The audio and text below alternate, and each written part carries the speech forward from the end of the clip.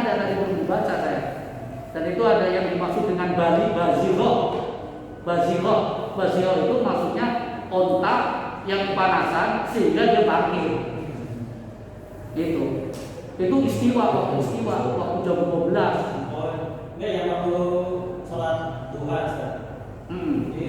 Kalau waktu sholat duha itu adalah kira-kira matahari kelihatan 1 tombak tingginya, 1 tombak. Itu ya berarti ya benar lah sekitar 15 setelah Isra itu. 15 ini setelah Isra itu waktu duha. Cuman saya belum ketemu nih sampai dengan saat ini sebaiknya itu waktu duha itu kapan dilakukan. Udah pernah ada yang baca? Sekitar jam berapa waktu duha itu? Waktu afdolnya sampai jam 10 sampai jam 11. Afdolnya maksudnya sebaiknya jam 9 10 ya. Berarti pertengahan ya. Jadi sepertiga bukan sepertiga siang. Sepertiga siang tetap ya. Atau ada hadisnya ya itu ya? Iya. Saya belum ini. Kambing pada kota mulai terasa panas. Bukan yang panas sekali, bukan, tapi mulai terasa. Ya itu saja. Oh iya. Nanti akan ketemu sih ada sholat sunnah. Ada sholat setelah sholat wajib selesai, baru waktu sholat sunnah dan seterusnya. Oke, ya mudah-mudahan kita sedikit-sedikit memperbaiki diri. Ya, sedikit-sedikit memperbaiki diri. Dan insya Allah kalau seperti ini kita nggak mudah untuk saling menyalahkan lah. Kita mawas diri untuk saling memperbaiki diri. Ya, jadi kalau ada makanya kenapa fikih ini harus pakai buku? Karena memang bukan pendapat saya, gitu. Dan kenapa saya pilih cuma Imam Syafi'i saja? Karena memang sebaiknya kita menguasai satu mazhab dulu, dikuasai dulu satu mazhab, karena kan nggak boleh taufik. Ya, jadi nyari mazhab-mazhab yang ringan, nanti kita lakukan itu, gitu. Kuasai dulu satu, jebret. Nah, setelah itu baru yang lainnya. Gitu. Oh, ini. Nah, itulah akhirnya kita saling memahami dalam mengerti. Karena bahaya kalau fikih itu akhirnya harus begini, harus begitu. Yang ada nanti ribut. Yang wudu aja kan ada yang begini, yang dicepok ini, gitu kan? Gitu. Tapi kita harus punya prinsip. Kita harus punya pegangan supaya ibadah kita itu ada dasarnya dan ada yang bertanggung jawab. Begitu. Karena sama sebenarnya bahwa sumbernya para mazhab itu juga sumbernya Al-Quran dan Al-Hadis. Makanya di fikih muktamad ini ada hadisnya. Jadi ada penjabaran Imam Syafi'inya, tapi sumbernya itu hadis ini. Dari akhir sholat isya aja kan beda-beda. Itu. Jadi maksud saya itu seperti itu, sehingga ibadah kita itu mendatangkan ketenangan dan ketentraman secara jamiah, secara jamaah, bukan saling menyalahkan. Itu maksudnya dari dulu saya pengen itu seperti itu, dan termasuk juga adalah tameng buat sayanya juga. Karena sebenarnya kan orang yang berbicara itu tanggung jawabnya itu lebih berat daripada orang yang mendengarkan, apalagi cuma ngantuk. Artinya dia nggak paham gitu ya. Tapi kalau saya menyampaikannya salah, maka saya dituntut sampai akhirat, yang dinamakan itu sesat dan menyesatkan. Makanya alhamdulillah menjadi berat banget. Tapi insya Allah dengan seperti ini adalah tameng buat kita. Ya Pak ya, terima kasih. Dan kayak gini ada masukan Pak. Belum tentu orang yang ngajar kayak gitu lebih pintar. Gitu. Ada masukan Pak, nanti ada masukan, Rahman ada masukan, Pak Bambang ada masukan. Ayo kita bahas bersama. Nanti ada titik temunya. Terima kasih. Mudah-mudahan kita bisa istiqomah di dalam dakwah, dan seberapa orangnya dari zaman dulu biasa saya menuju jamaah luar biasa. Ya, mudah-mudahan dengan adanya live streaming kayak gini, nanti jamaah lebih hadir lagi, sehingga bukan hanya ilmu yang didapat, tapi juga pahala yang luar biasa dari nunggu waktu ke waktunya, dari maghrib ke isya luar biasa kita duduk di sini. Terima kasih. Kurang lebihnya mohon maaf. Assalamualaikum warahmatullahi wabarakatuh.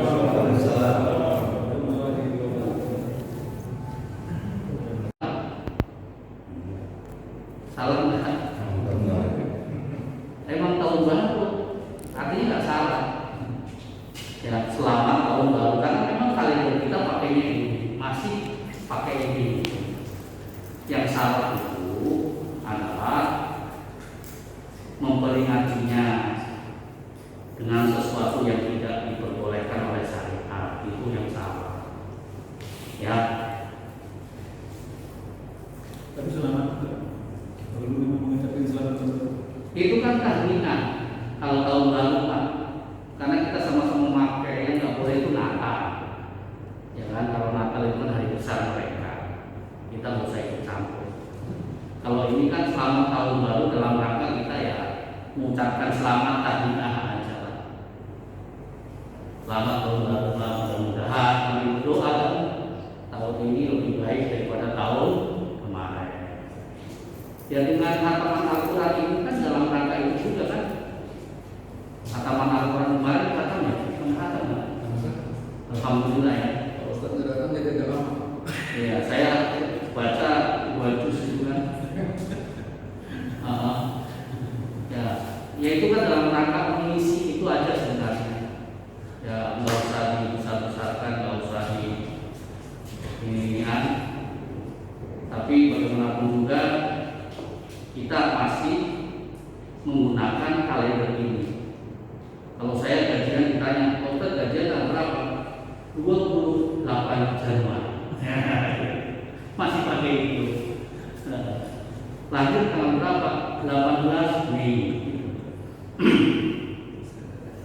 Dan itu mubah-mubah saja. Yang nggak boleh itu adalah mubazir sampai dengan mabuk-mabukan, sampai dengan laki-laki perempuan bercampur, begadang dan lain sebagainya gitu. Itulah yang harus kita jauh hal-hal yang seperti itu.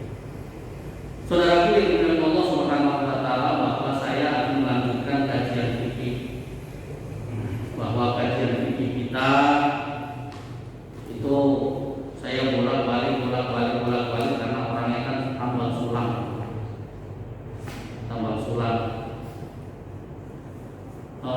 Kalau fikih itu menyeluruh sebenarnya ya. Fikih itu menyeluruh.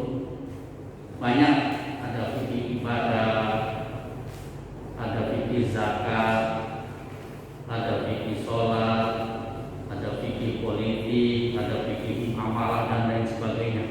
Dan insya Allah semuanya akan dibahas kalau buku yang terbeli ini ada 3 juz ya. 3 buku kita baca sama-sama. Saya masih ingat kajian kita itu masih sekitar masalah sholat.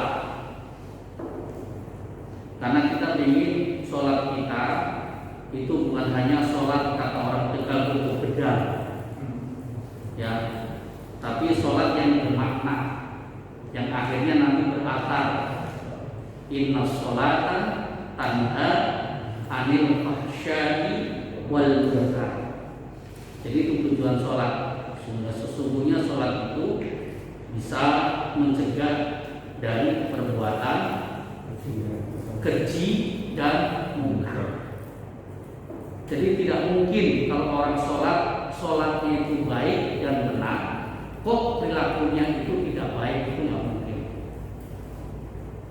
Ya, karena fungsi sholat banyak. Di antaranya di sini An-Nabi Hurairah radhiyallahu anhu sami'a Rasulullah sallallahu alaihi wasallam yaqul. Dari Abu Hurairah radhiyallahu anhu,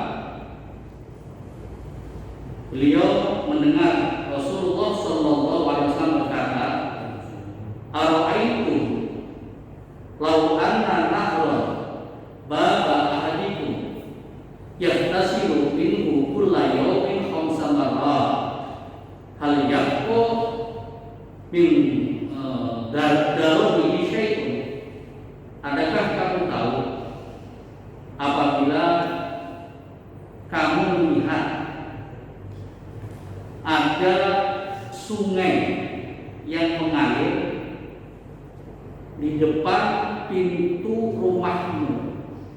Kemudian kamu setiap hari 5 kali mandi dari sungai itu.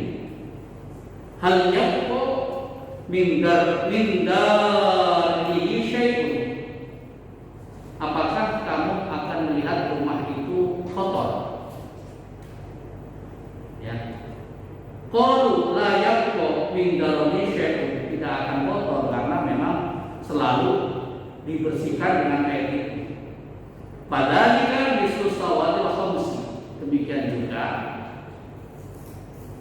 perumpamaan sholat 5 waktu.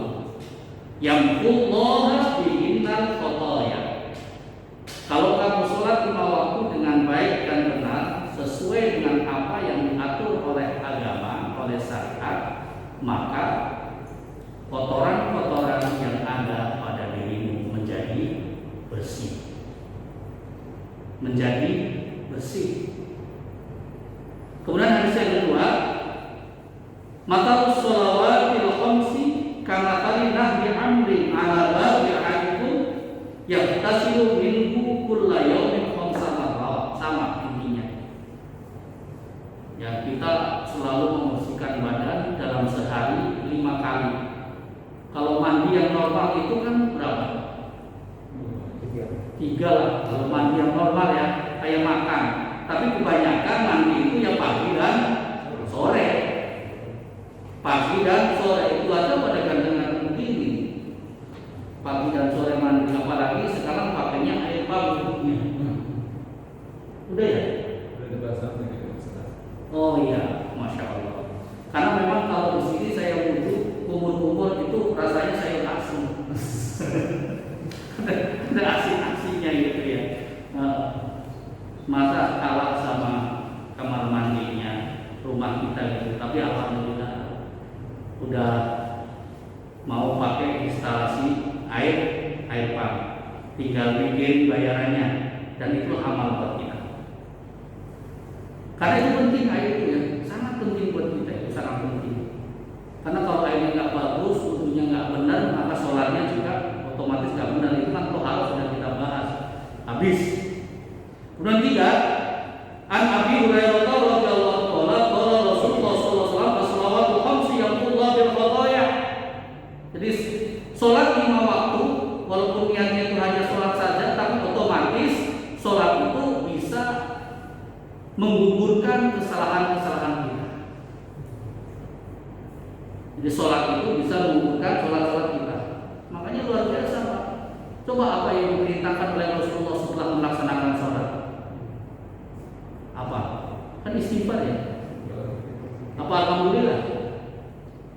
Istighfar. Jadi assalamualaikum warahmatullahi, assalamualaikum warahmatullahi, alhamdulillah. Enggak. Padahal kita habis menghadap kepada Allah.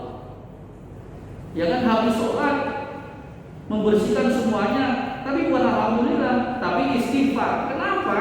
Barangkali nanti di dalam sholat kita itu ada sesuatu yang tidak baik. Mungkin niatnya, mungkin takbirnya, mungkin wudhunya, mungkin pergi ke masjidnya, mungkin perasaannya.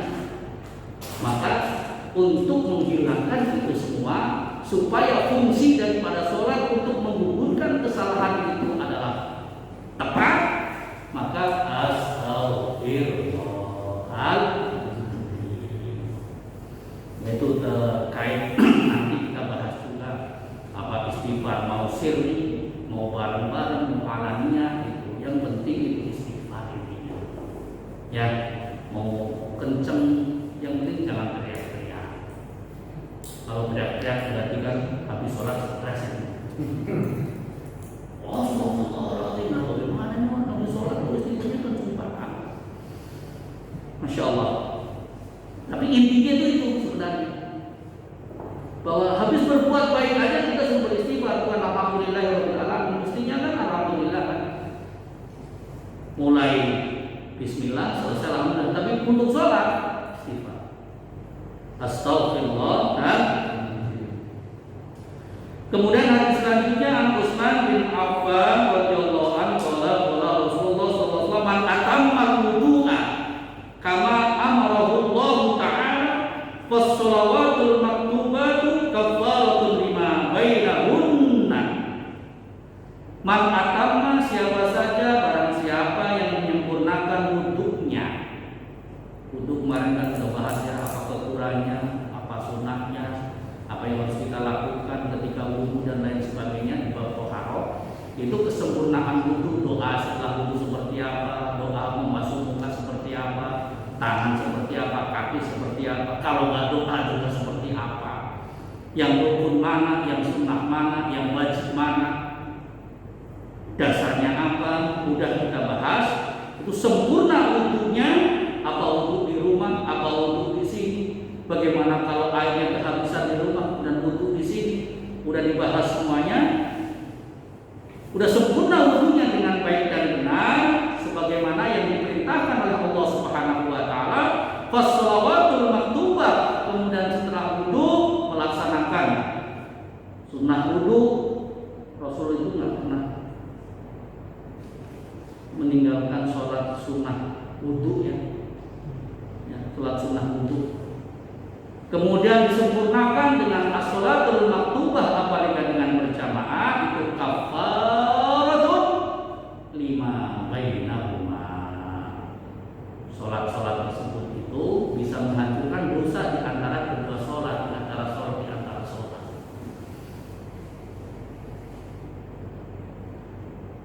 Jadi ya secara logika kalau orang sedang sholat itu kan secara logika ya, itu kan nggak melaksanakan dosa secara logika. Ya dosanya itu kan setelah sholat.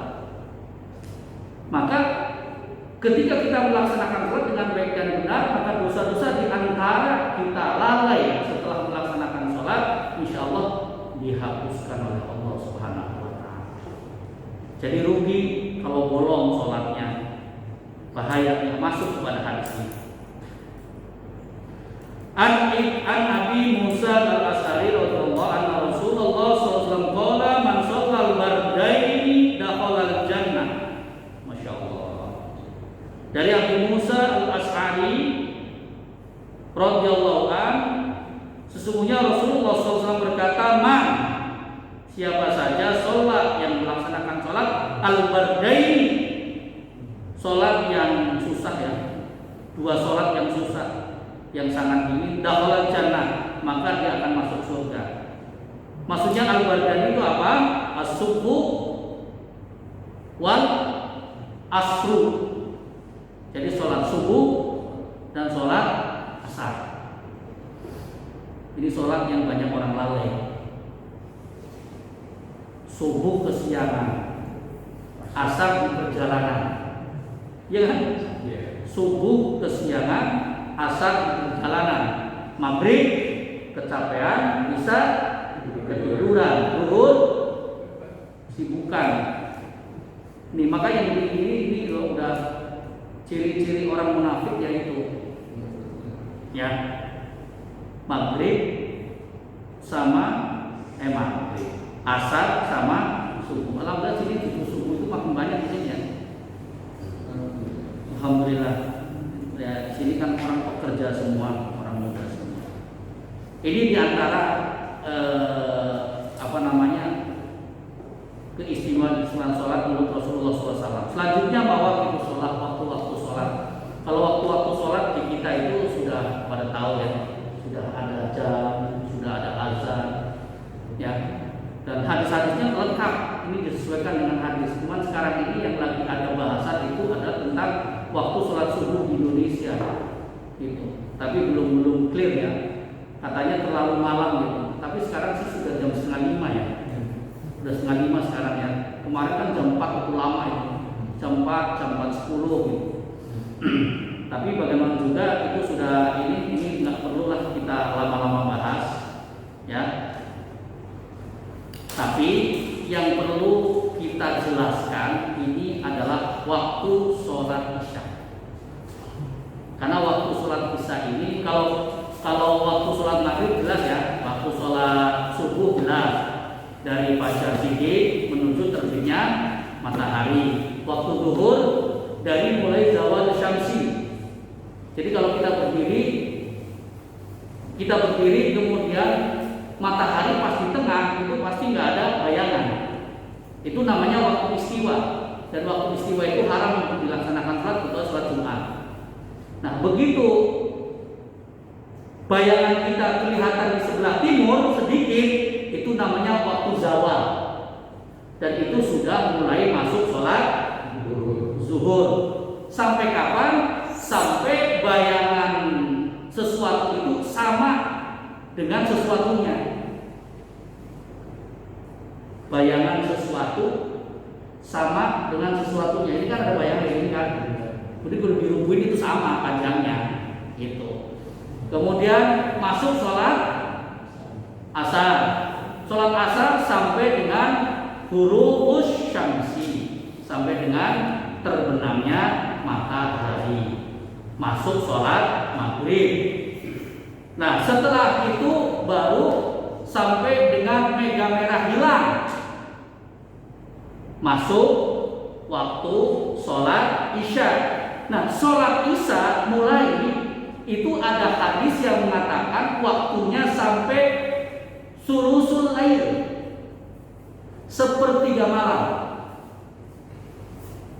Kalau sepertiga malam itu, kalau malam kan mulai berarti dari huruf syamsi ya. Huruf syamsi berarti kan jam 6. Jam 6 sampai dengan waktu tulu'ul fajri, habisnya sholat maghrib berarti jam 6 juga lah, katakanlah berarti 12 jam. Kalau 12 jam bagi 3 berarti 4 ya. 6, 7, 8, 9, 10, 11 habis itu sholat isya.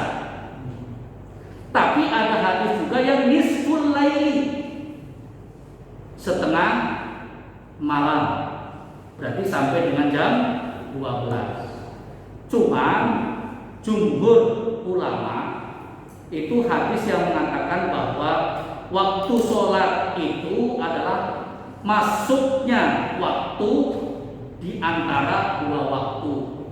Jadi kalau zuhur kecuali sholat subuh, ya. Kalau zuhur masuk asar, hilanglah sholat zuhur.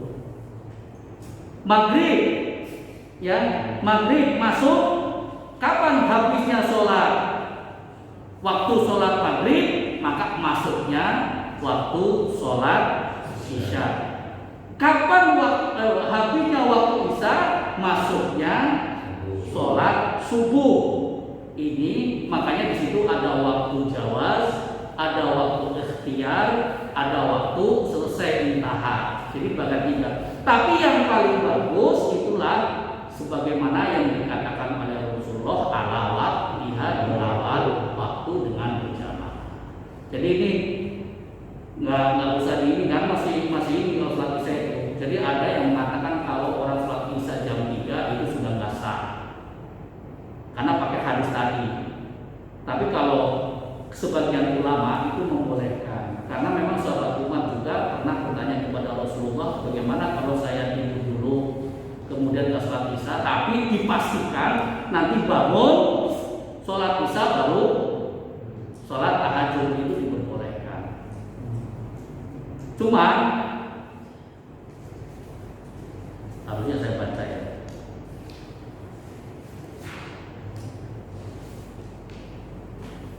Ini ada 2 kitab yang saya kenapa pakai ini pakai manhaji. Kalau memang bapak-bapak mau pegang, itu yang tadi saya ini PDF-nya bisa di-print. Kalau ini nggak ada, nggak ada printannya, ini namanya muktamad. Ini jabarannya dari kitab ini. Jadi kalau saya ngajar, ibu bab sholat saya sholat aja.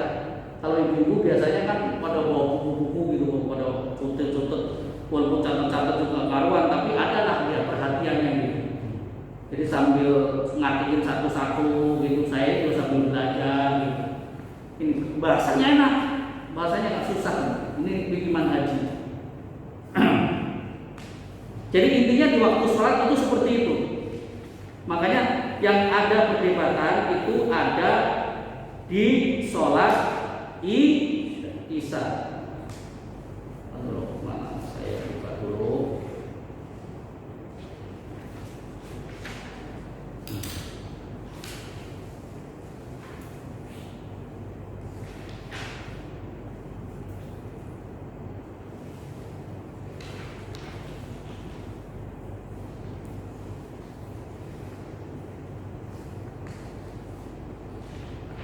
wal isya.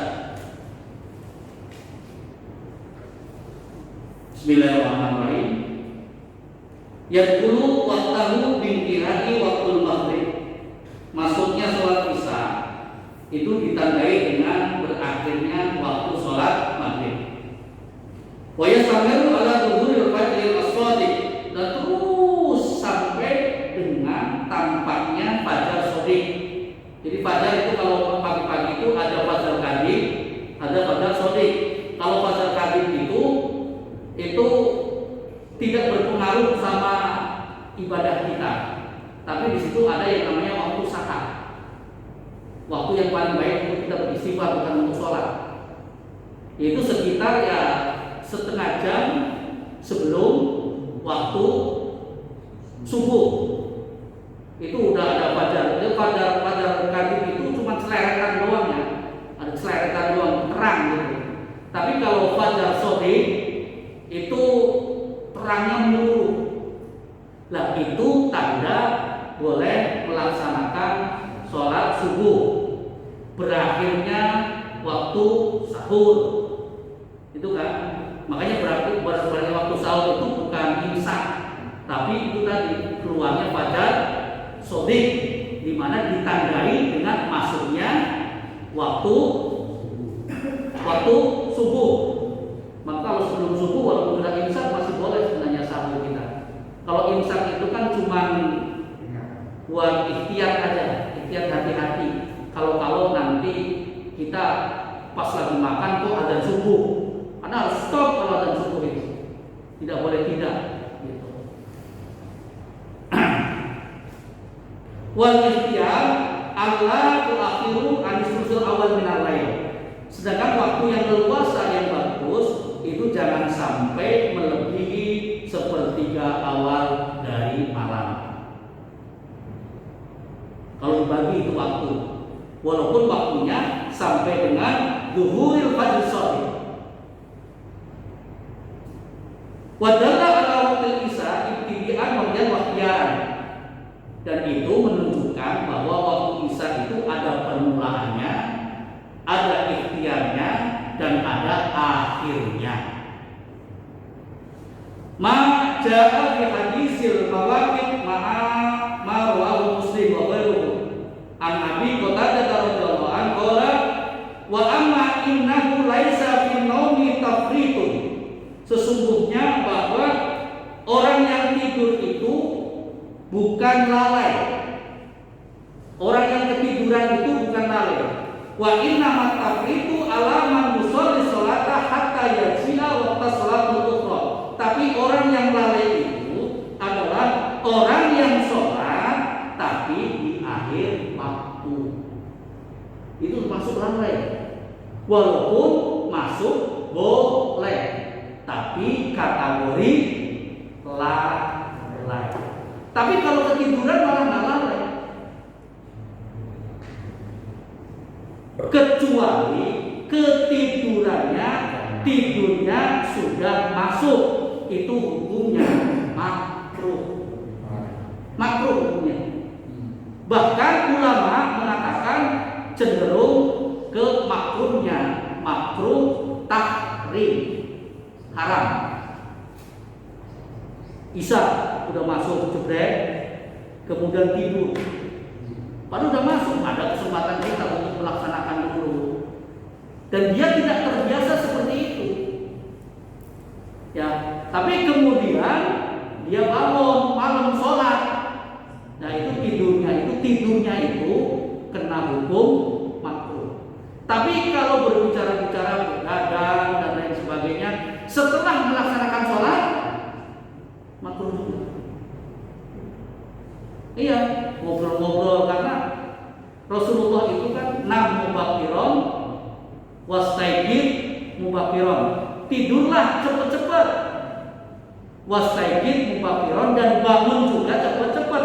Cepatnya Rasul bukan jam 3, tapi sepertiga malam, mulai jam 1. Itu cepatnya, cepet bangunnya. Kalau kita kan paling cepat jam 3 kita ya. 3 itu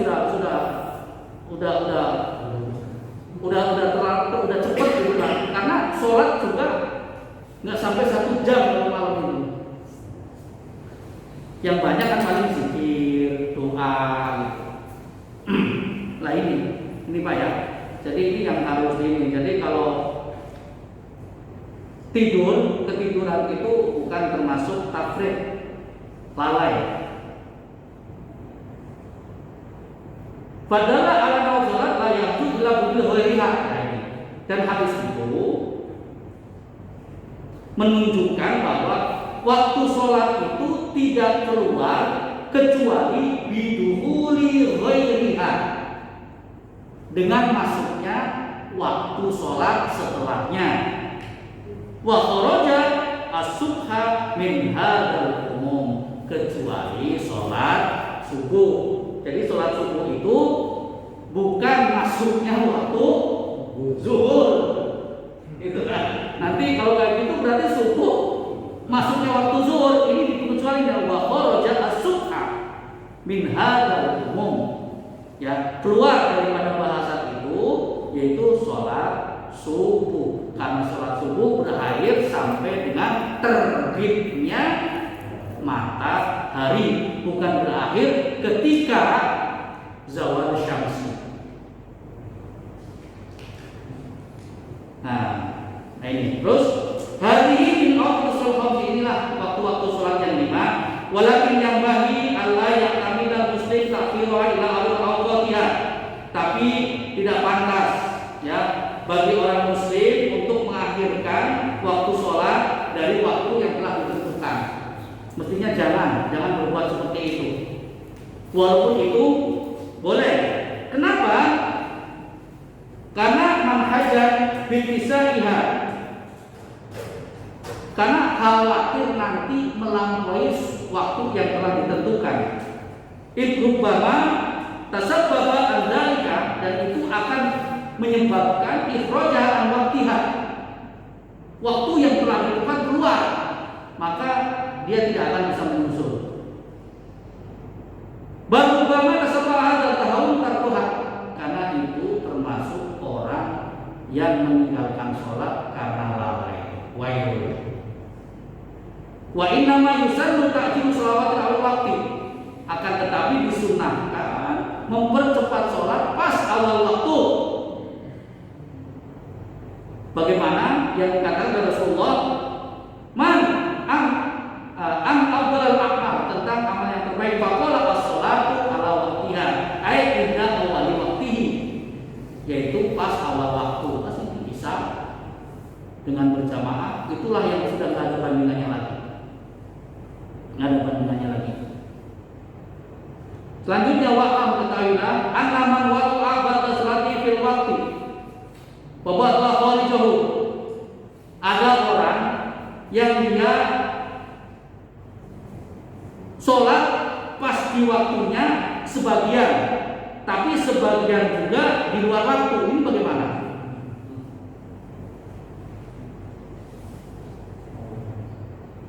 Momen ini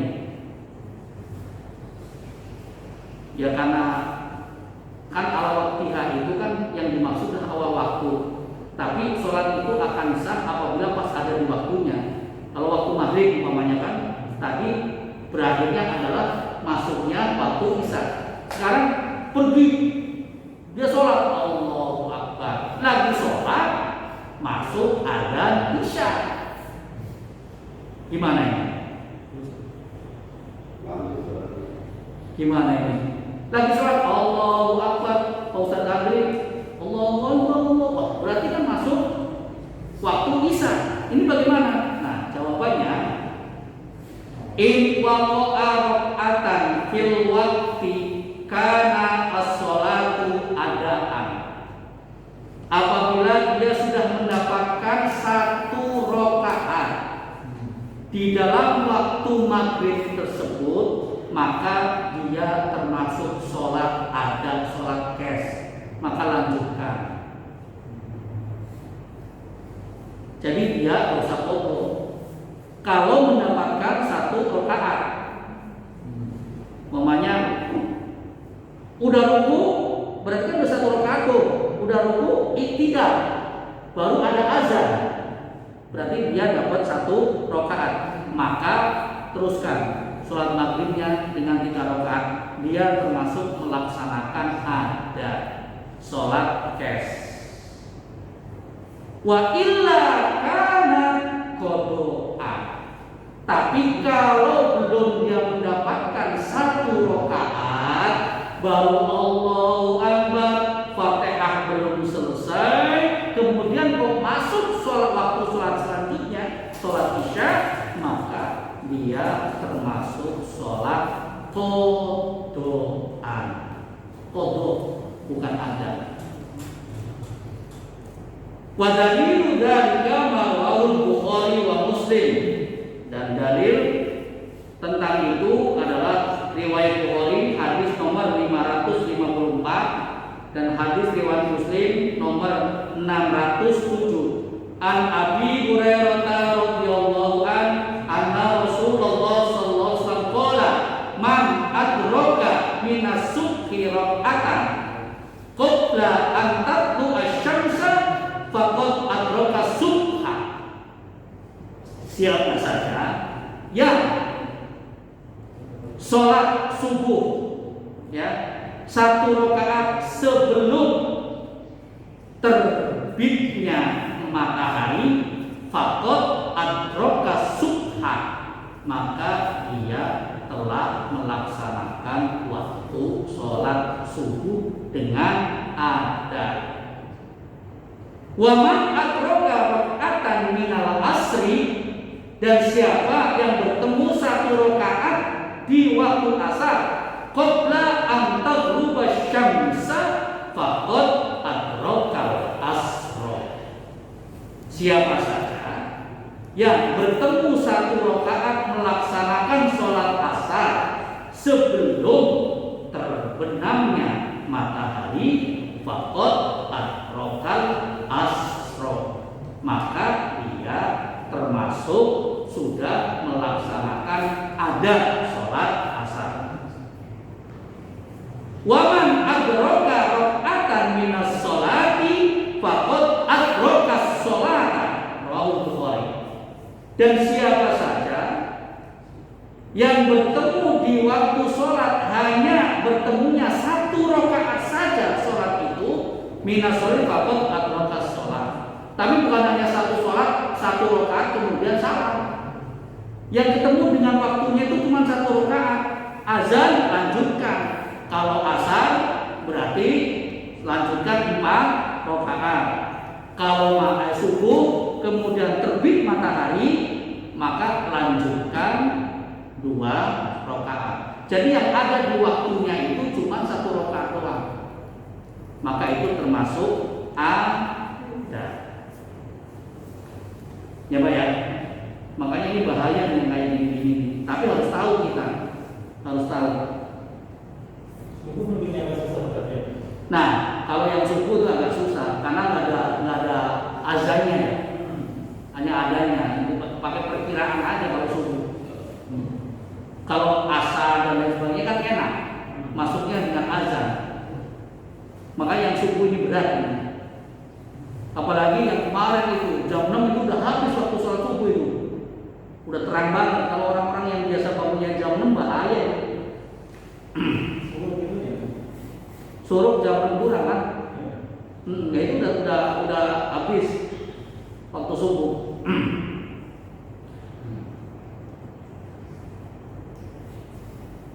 Oke Pak? Ya ini sekedar waktu sholat. Kalau kita sih, nah kalau di Cina mungkin agak susah emang karena nggak ada waktu-waktu sholat kan ya. Di negara-negara yang bukan Muslim seperti kita ini buat azan juga susah. Di Bali aja udah susah di Bali. Ya kan? Ya, tapi kan waktunya HP juga kan udah wib ya kita ya. Apa bisa sesuai dengan waktu ini ya? Oh kalau kayak gitu bagus. Udah otomatis kalau kayak gitu. Jadi sesuai dengan waktu di mana kita ada ya. Ya kita agak gampang lah. Udah canggih. Oke. Sekarang awal dari sholat. itu mana dimakruhkan kita sholat. Tukrahu as-sholatu karahatul tahrim, dimakruhkan sholat karahatul tahrim, yaitu makruh tapi yang hampir-hampir haram ya, namanya karahatul tahrim. Yang pertama, indal istiwa ila yaumil jum'ah. Jadi kita nggak boleh sholat ketika pas jam 12 waktu istiwa. Ila yaumil jum'ah. Jadi jam 12 yang pas bukan waktu wib ya. Kalau jam 12 wib ini pas matahari tengah enggak? Bukan kan ya? Kalau sekarang kan Indonesia di mana? Iya makanya. Jadi kalau pas waktu zuhur itu udah pasti jam 12 lebih waktu istiwa, bukan waktu wib ya. Kalau sekarang sih kayaknya udah jam 12 kan, pas jam 12 wib maksudnya. Ya, jadi hampir sama berarti. Berarti pas jam 12 itu berarti matahari pas di tengah-tengah kita. Itu namanya waktu istiwa. Nah itu nggak boleh kita melaksanakan sholat kecuali sholat Jumat. Wa ba'da sholatil asri hatta taghrib asy-syamsi. Enggak boleh juga kita sholat setelah sholat asar sampai terbenamnya matahari. Apa dalilnya? Wa dalil dari Muslim hadis ke-831 an Uqbah bin Amir radhiyallahu anhu qala salasu sa'atin kana Rasulullah yanhana an sholifihinna. Ada 3 waktu di mana Rasul itu mencegah, ya, melarang kita sholat di waktu-waktu itu. Wa anak buru mautana, dan juga melarang untuk mengubur mayat. Hina tatu syamsi basut hatta tartafiyah, yaitu ketika waktu istiwa. Wa hina yaqumu qayu dhahiratu hatta tamila syamsi, dan ketika habis subuh. Wahina tadu syamsul lil hatta taghriba, dan ketika habis sholat asar. Makanya kalau habis sholat asar nggak ada sholat sunnah ya. Habis subuh nggak ada sholat sunnah, nggak ada. Tapi nanti boleh kalau ada penyebabnya. Wahadil karoha, dan makruh takrir ini apabila sholat itu tidak ada penyebabnya. Atau ta'ammudut tafriqiha, atau sengaja untuk mengubur mayat padahal ada waktu-waktu yang lain. Mamanya habis subuh kan, nanti dikuburnya habis asar saja lah, itu jangan. Tapi kalau meninggalnya habis asar, karena kan kita sudah cepat-cepat, ya dikuburkan pada saat itu juga, makruhnya hilang, haramnya hilang. Itu. Kemudian yang dimaksud dengan sholat yang ada penyebabnya apa? Ya umpamanya habis wudu, mau sholat wudu itu boleh. Atau ada jenazah, sholat jenazah ada penyebabnya, itu boleh. Waktu subuh ada sholat jenazah, jangan pakai dalil kan nggak boleh sholat habis subuh gitu. Ini ada penyebabnya, itu diperbolehkan. Gitu. Tapi kalau sholat setelah subuh nggak boleh. Ngobrol juga boleh saja. Nah, Rasul ada hadisnya ini. Iya tuh masjid. Bu, itu kan belum sholat subuh tadi. Enggak. Pada saat masuk masjid, kapan saja. Nah itu ada penyebabnya, ya kan? Itu ada penyebabnya, berarti dia masuk masjid mau masuk tahiyat masjid. Gitu. Hah? Nah, aduh, ini ada hadisnya kan?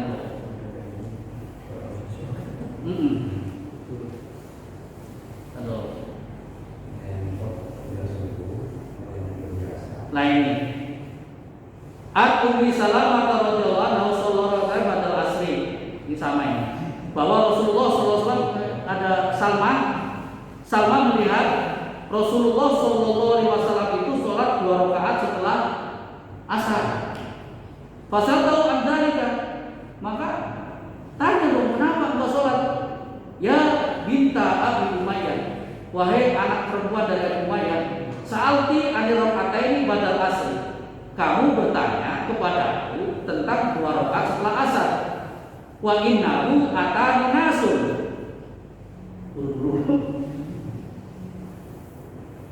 Wa innahu atani nasun. Sesungguhnya tadi ada orang datang kepadaku, ya, min Abdul Qais, dari golongan Abdul Qais.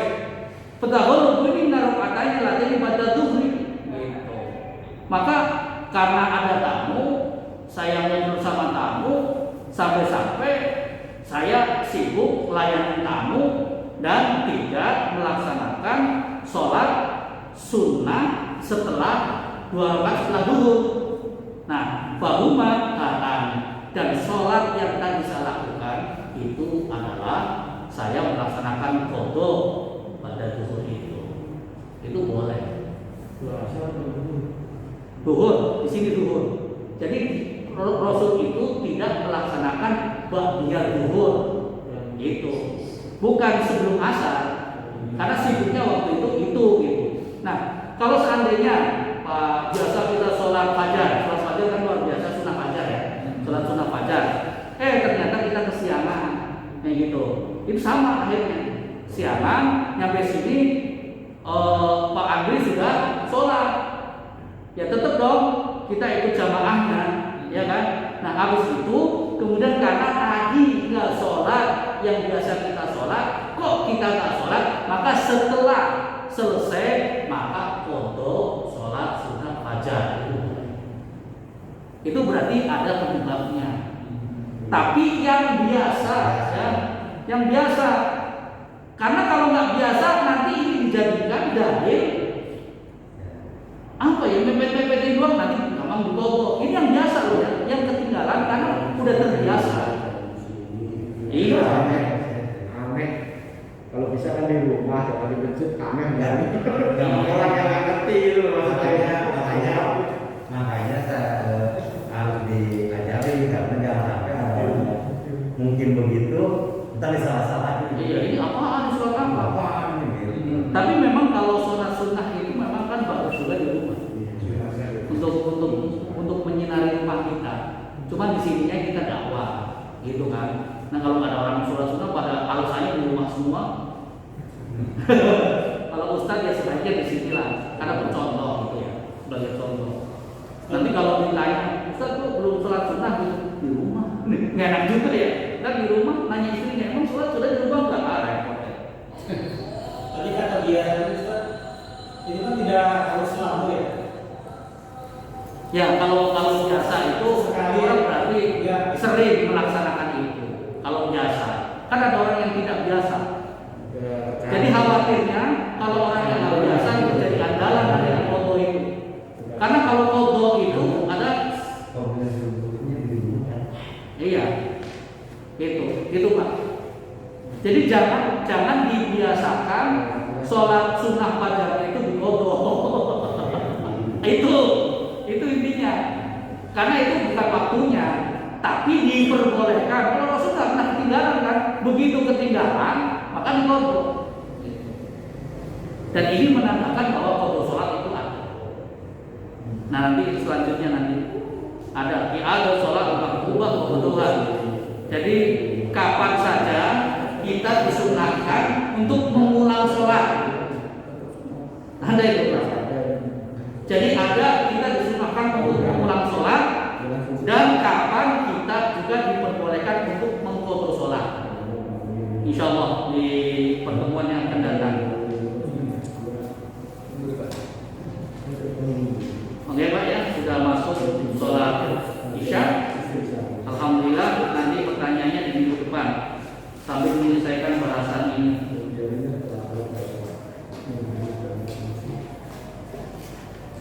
Terima kasih, kurang lebihnya mohon maaf. Mudah-mudahan yang ada pertanyaan. Pertanyaan di depan, ada pertanyaan? Ya. Untuk terbit sama surut itu sama ya? Beda lah. Kalau terbit kan terbit kan, kalau surut Kalau suruk kan batas akhir sholat subuh. Kalau sholat kan isyraq. iya oh maksudnya waktu isyraq. Ya waktu suruh sholat kan ada sebutin suruh, ada yang sebutin terbit gitu maksud saya. Oh, jadi kalau pas isyraq itu kan berarti pas matahari menjelang. Iya. Kalau satu topak itu nanti waktunya waktu sholat duha. Sholat duha. Ya, itu kalau isyraq sekarang jam berapa isyraq? Terbit kan maksudnya. Terbit matahari. Ya 5:40. Ya, Nah, itu disunahkan juga kita sholat isyraq. Kalau sholat isyraq itu biasanya saya lebih 15 menit. Jadi dari 40 itu jadi 55. Iya, karena waktu duha itu kan lama juga. Iya. Memang ada hadis mungkin apa itu isyraq itu sama dengan awal duha gitu. Waktu yang awal duha gitu. Iya, betul. Duha kan sebaiknya jam 9 atau jam 8 gitu kan. Iya, duha itu jam 9-an lah. itu yang saat anggota kepanasan bagaimana tuh? Itu ada kaitannya dengan Itu pas istiwa itu.